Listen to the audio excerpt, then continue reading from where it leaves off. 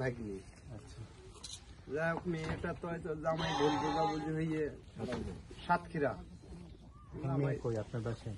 আমার বাসায় আছে। তার একটা ছেলে আছে, ছেলেটা পড়ে এখানে আমাদের এই যে মুন্ডা আদিবাসী যে স্কুলটা আছে এখানে পড়ে। মেয়ে কি উনি? না, ওটা আমার শালা বউ। আমার বাসাটা ওই আপনার side। একসাথে থাকেন? এটা আমার শ্বশুর বাড়ি। তো সেই মেয়ে কি করে এমনিতে এখন আসার পরে? কোনো কাজে ঢুকছে কিছু? না, কোনো কাজে ঢুকিনি, ওই দিন মজুরি খাটে।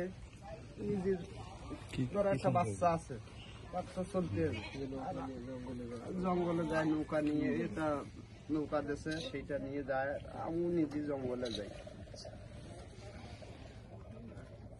এমনিতে এখন কি ধরনের সমস্যা আছে আপনাদের, মানে কি মনে করেন শিক্ষার সমস্যা বেশি নাকি? শিক্ষা ধরো সমস্যা মানে বাচ্চা কাচ্চা স্কুলে যায়, আর অনেক দেখা যায় একটা পাঠশালা থাকলে শিশু বাচ্চাটা দেখা যায় এখান থেকে পড়ে। আপনারা তো বলতে পারলেন না, আপনাদের এই স্কুলটাই করতে কয় টাকা?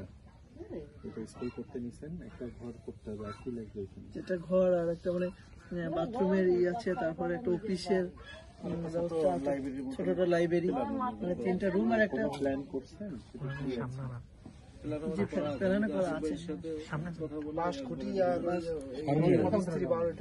টিন দিয়ে একটা শিশু বাচ্চা 40,000 টাকা হলে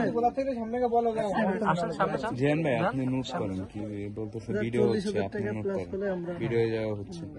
হ্যাঁ, এটা আপনি নোট আমার সোশ্যাল ওয়েলফেয়ার খাত থেকে দিতে পারে ওখানে, দেখ স্কুলের জন্য পাচ্ছে না। স্কুলে যে স্কুলটা মানে